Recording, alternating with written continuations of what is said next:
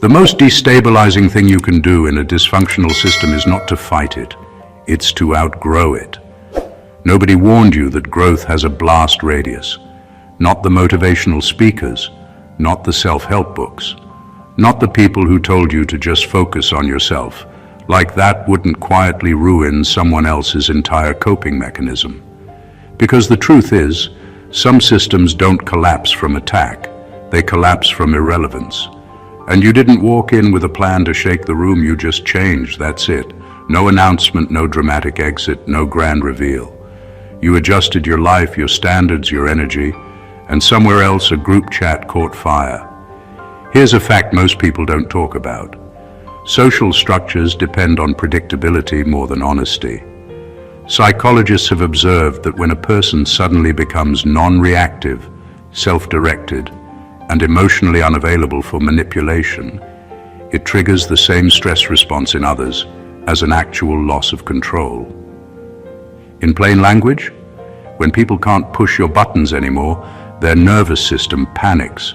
That's when the overreactions start, the side comments, the weird behavior, the sudden obsession with what you're doing, who you're with, and why you're not playing your old role anymore.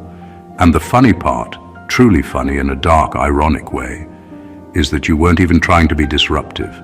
You didn't expose secrets. You didn't flip tables. You didn't prove them wrong. You simply stopped leaking energy into spaces that thrived on your confusion. You became inconveniently stable, calm in a way that can't be baited, focused in a way that doesn't need applause. That's when the meltdown began. Not because you did too much, but because you stopped doing what benefited everyone else. What you're watching now isn't drama, it's withdrawal. It's people realizing the version of you they built their expectations around no longer exists, and they forgot to plan for that. So they spiral, they overreact, they laugh too loud, talk too much, and pretend not to care while caring more than ever. All because you accidentally walked off the stage they were still performing on. And that's where this gets interesting. Because when someone melts down over your quiet growth, it's not about you at all. It's about the system that needed you small, predictable, and available, suddenly realizing you're none of those things anymore. Number one, you didn't expose them.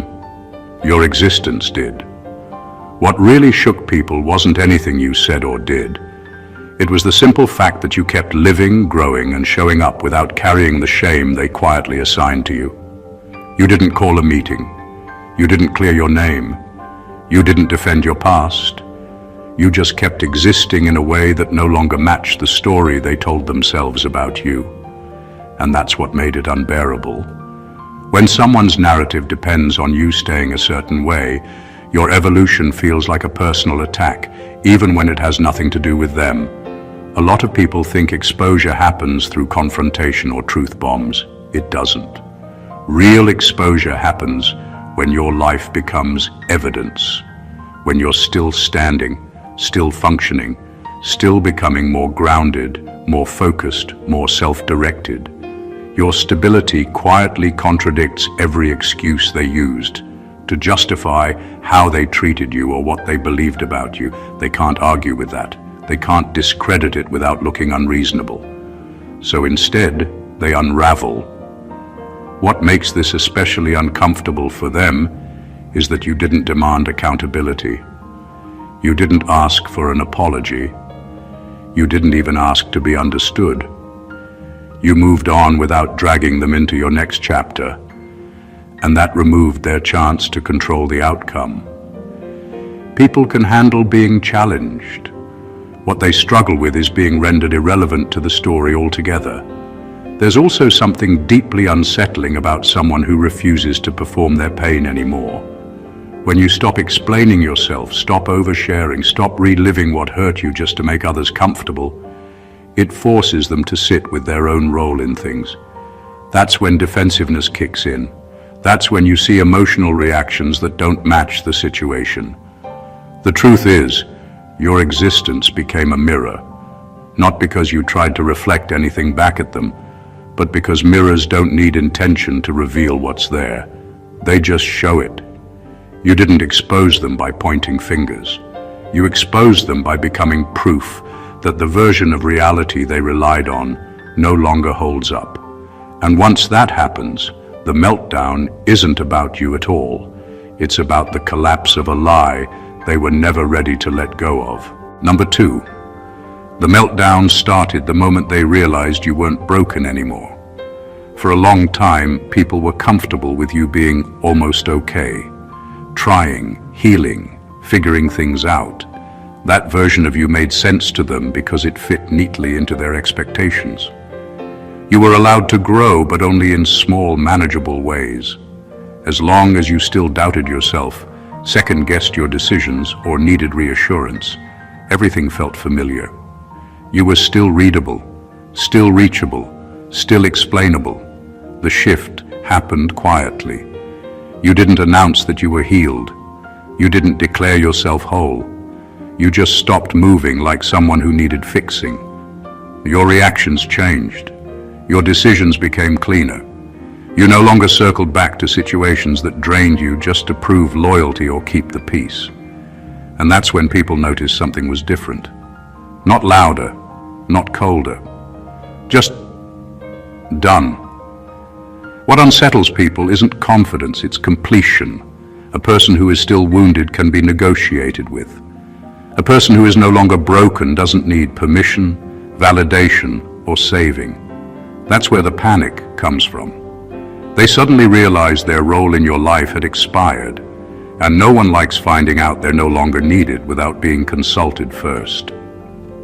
There's also an unspoken advantage people gain when someone around them is struggling.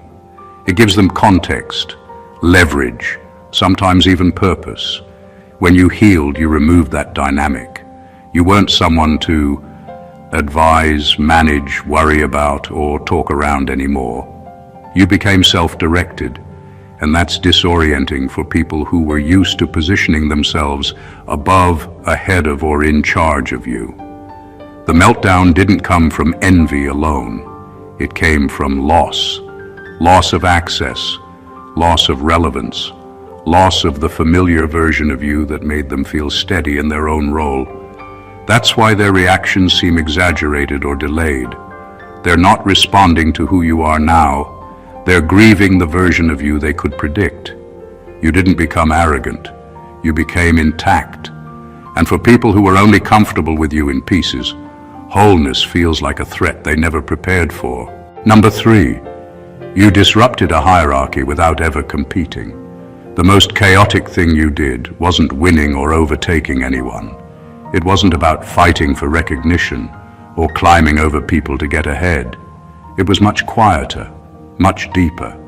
You simply became uncontainable within the roles they expected you to play. You didn't step into a game they were controlling. You stepped outside it entirely. That alone is enough to break a hierarchy. Systems and people rely on predictability, and when someone refuses to play by the rules, not aggressively, but simply by existing on their own terms, the entire balance shatters. They expected you to fit into the pattern, the subordinate, the helper, the confused, the indecisive. They were comfortable managing you, manipulating the pace, and keeping the narrative skewed in their favor.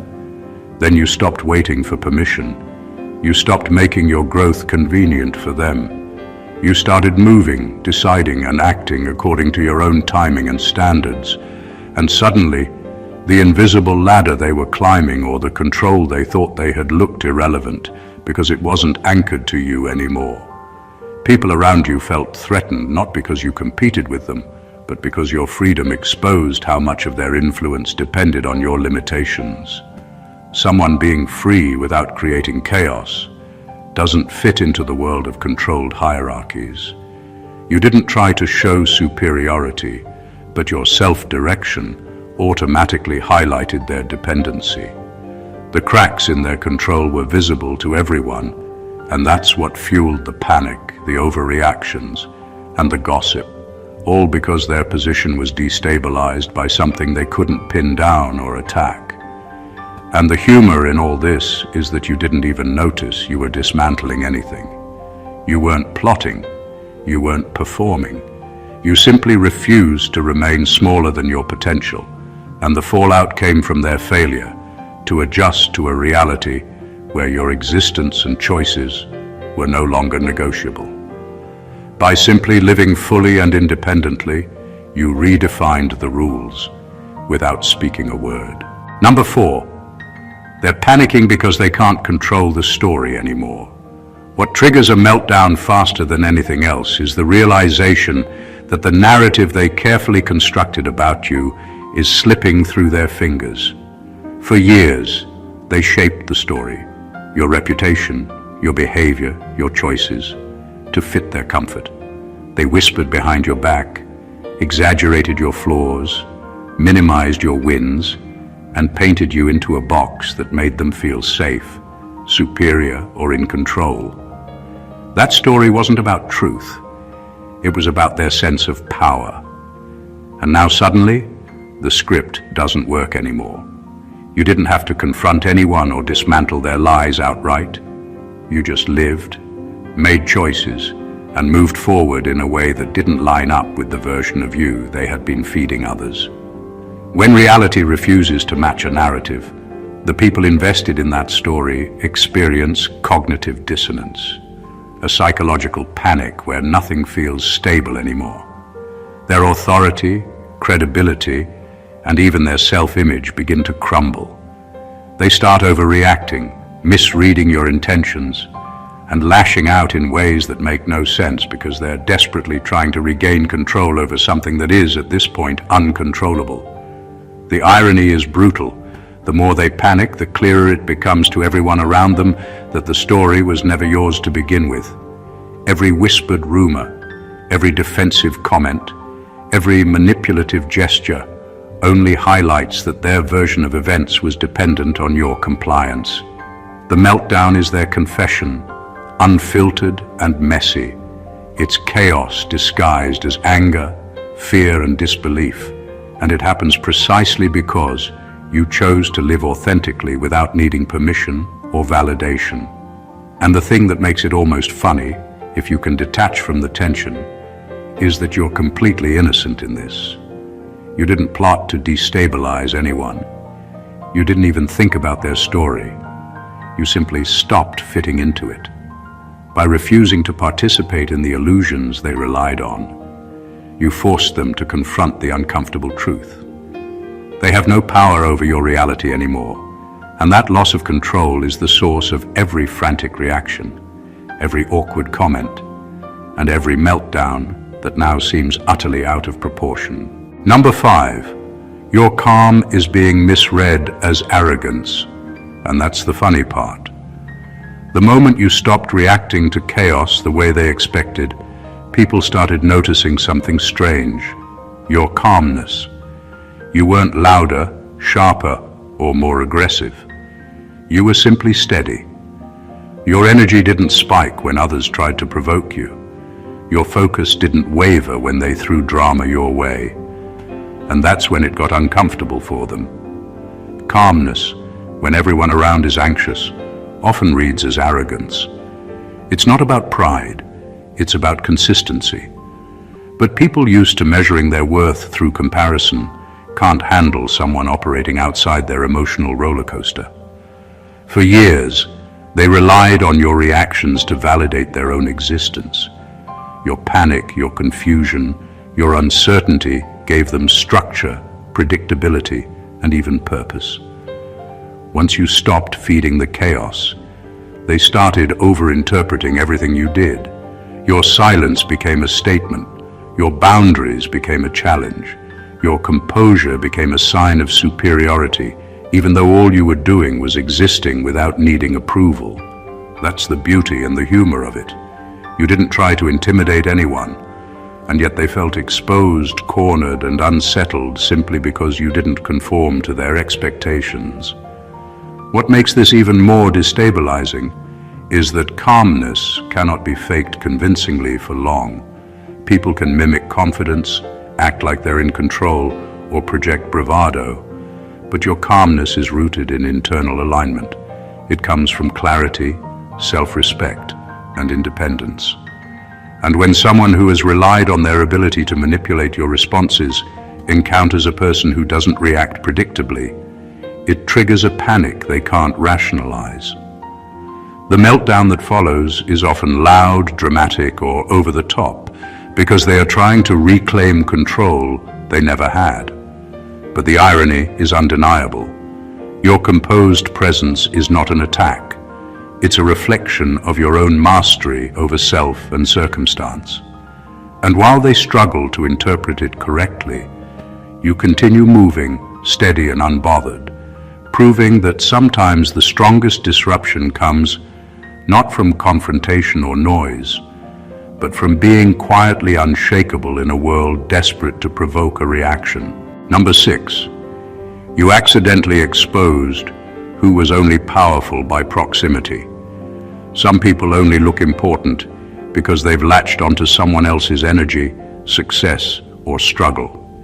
They've built their influence on access, on being attached to the version of you that could be managed, pushed, or guided. Their power isn't real, it's borrowed.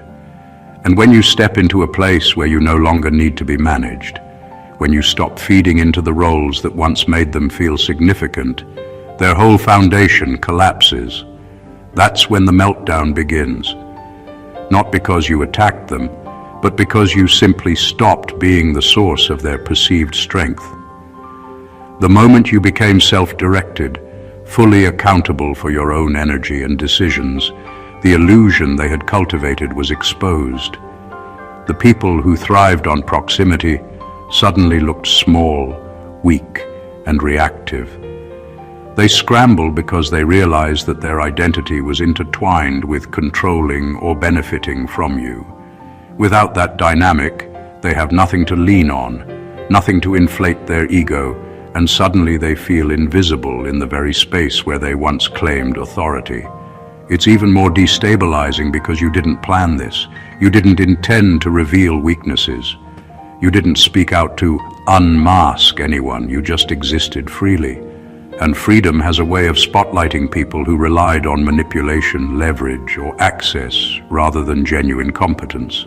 All the energy they invested in controlling, influencing, or observing you becomes useless. Their reactions get louder, more erratic, and sometimes ridiculous because they are processing a sudden collapse of identity. The irony is stark. The meltdown makes it obvious who was never capable of real power and who's been living off the energy of others.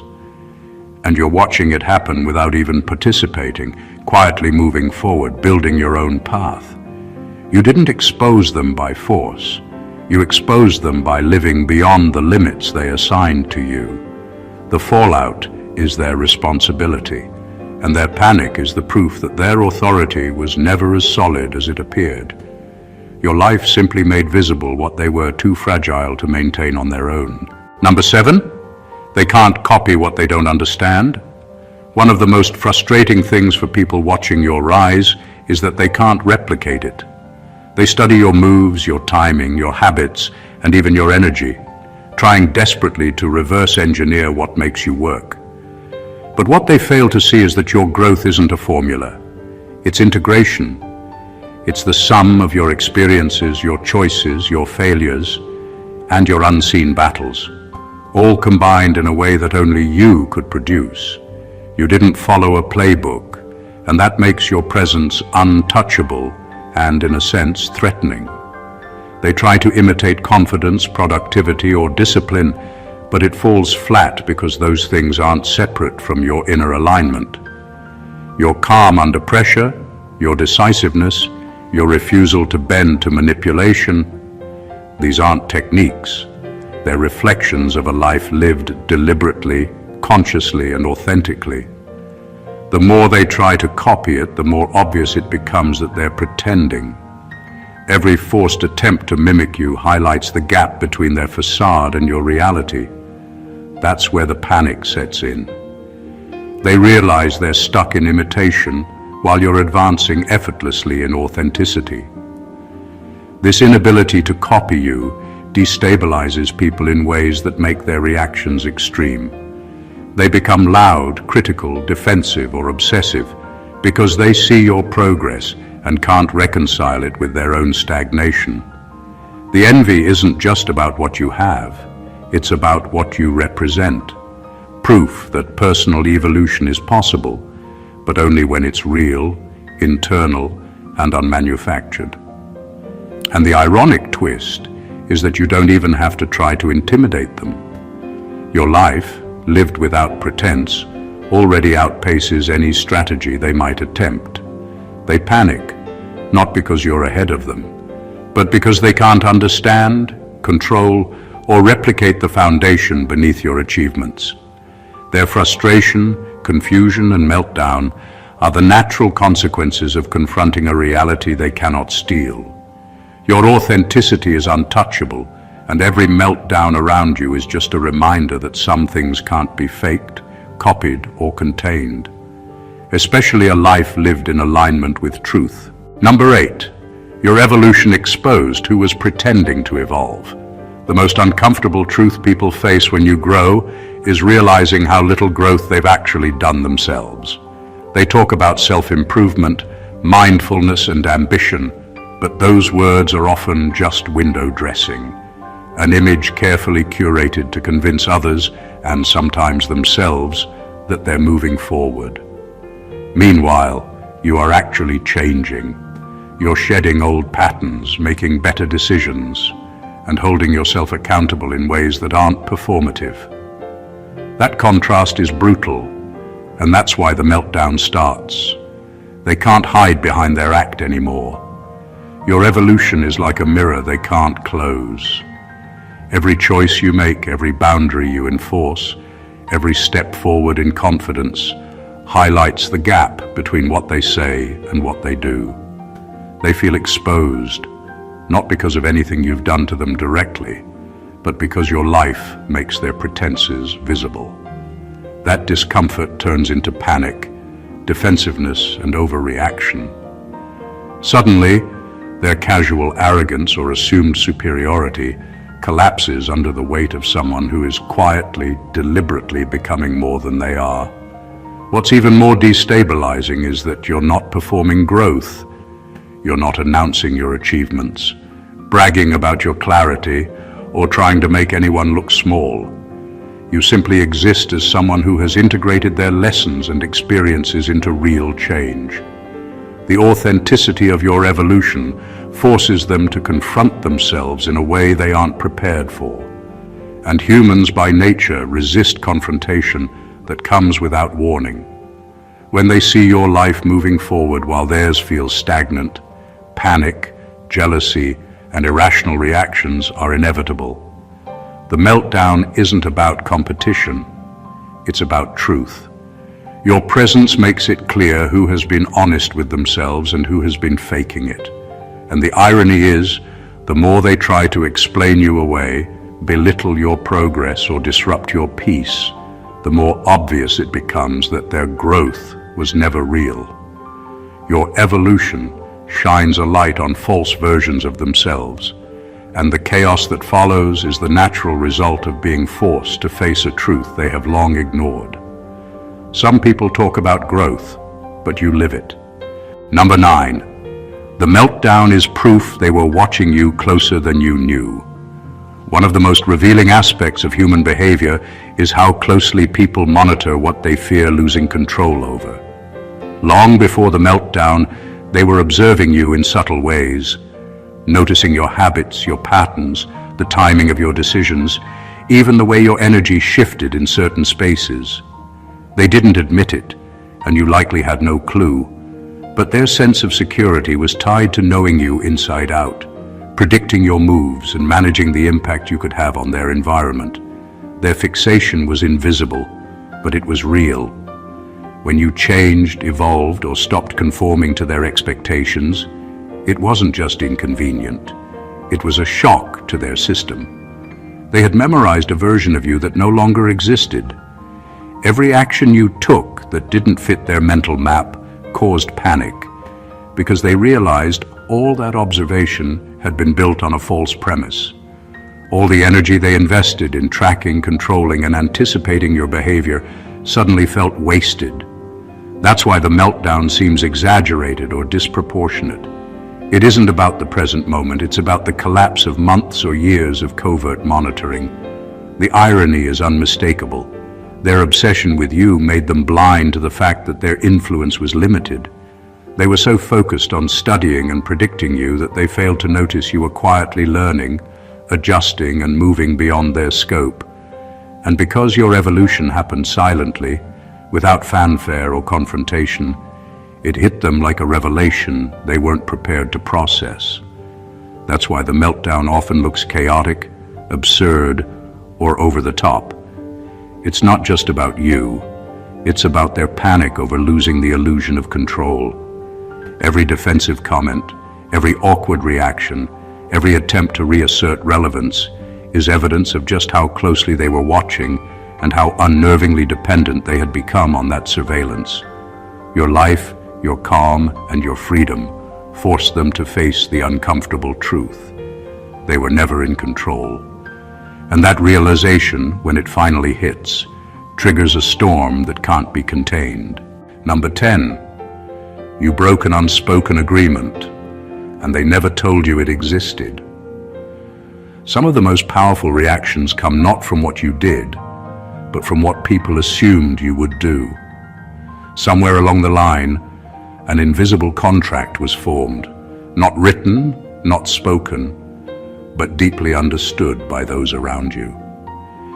It dictated who you were allowed to be, what boundaries you could set, how far you could grow, and which parts of yourself could remain hidden. For years, they relied on this unspoken agreement to keep you within limits that suited them. They expected compliance, predictability, and availability. And then quietly, without fanfare, you broke it. You didn't announce a rebellion. You didn't confront anyone about their expectations. You simply started living on your own terms. You made choices that felt right for you, without seeking approval or reassurance. And in doing so, you shattered a framework they didn't even bother to communicate. The shock is intense because it feels like betrayal to someone who thought you were theirs to shape.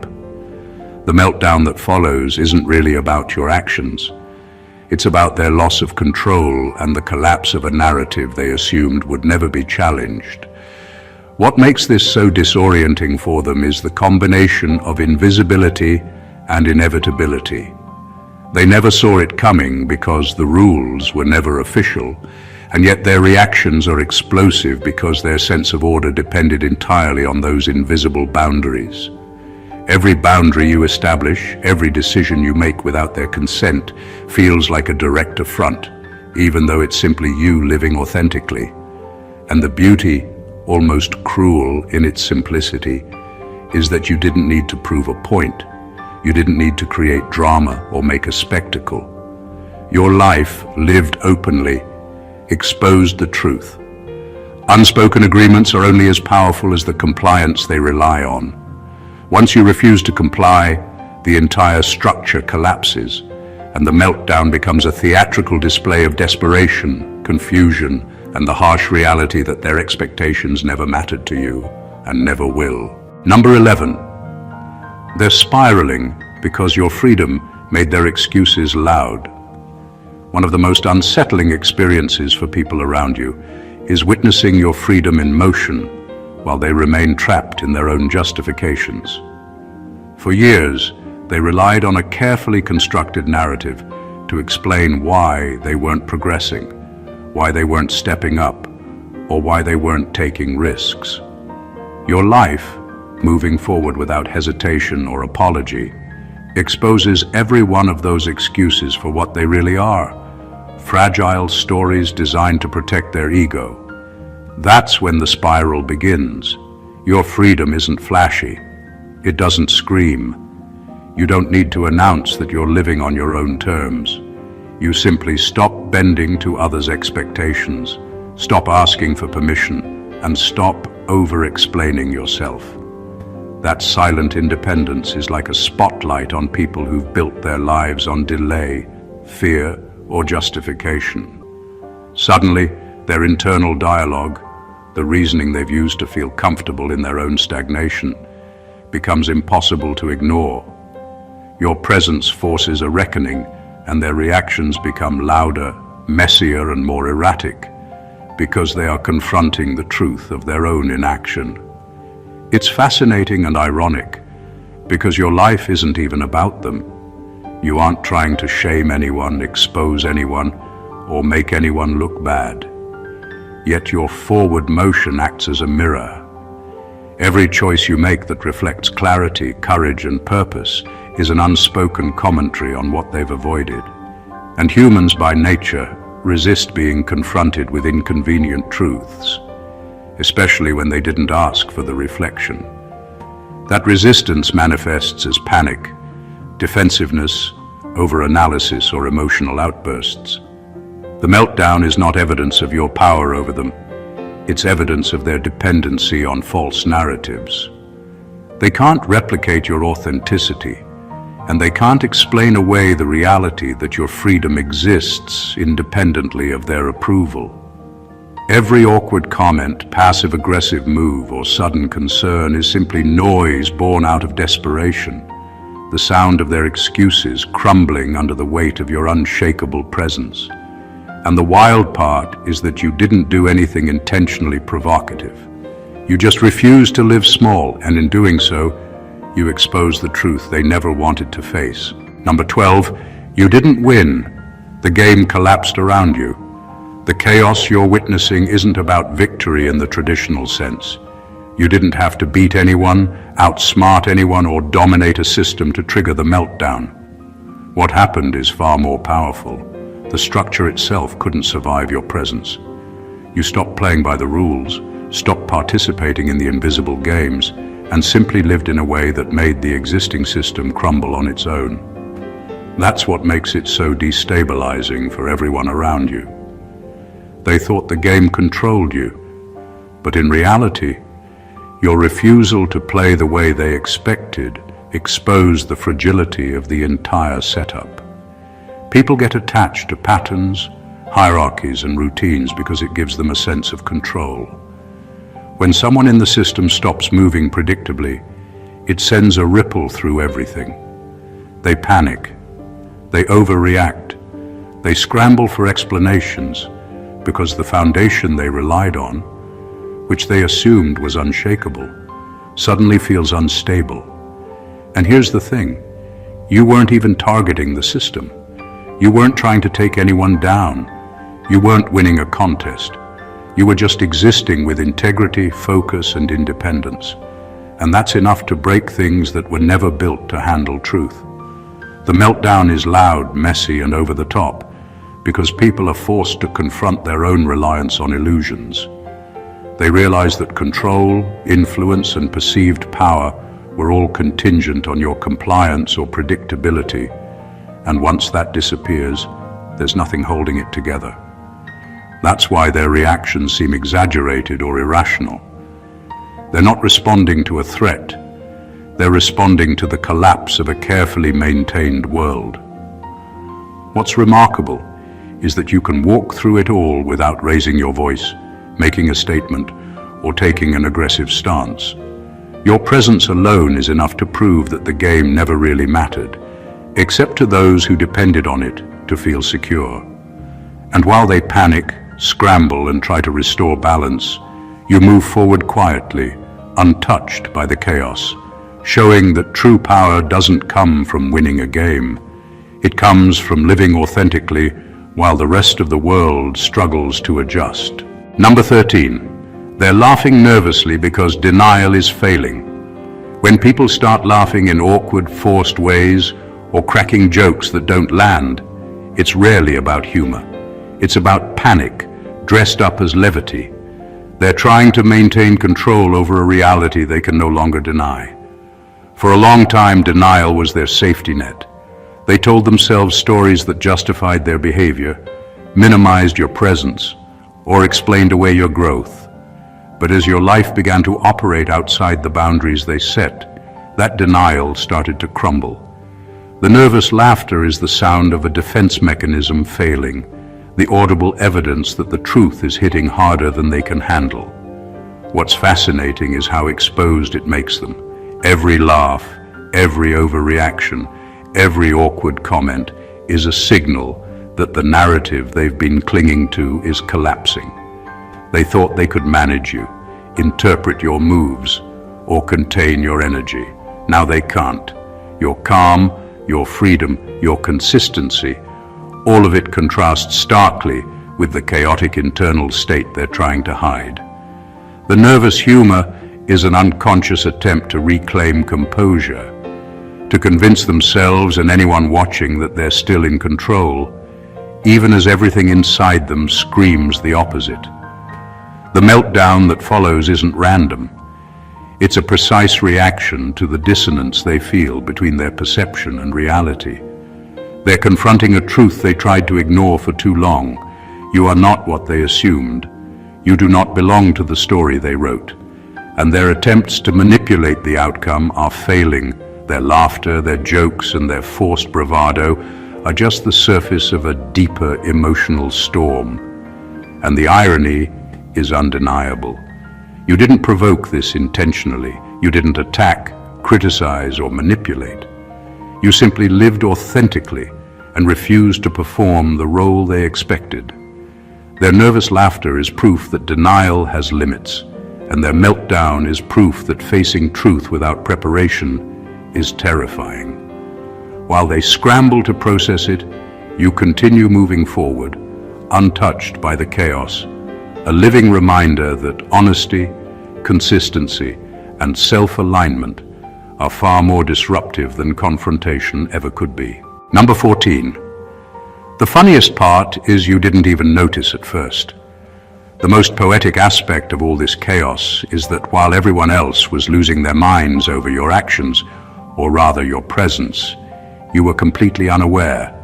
You weren't orchestrating drama, provoking reactions, or even trying to be impressive.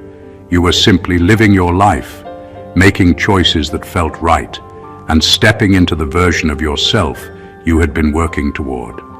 And that unintentional nature of your impact is what makes the situation almost hilarious, to anyone watching from the outside, and eventually to you as well. People around you expected predictable reactions. They expected explanations, apologies, or justifications.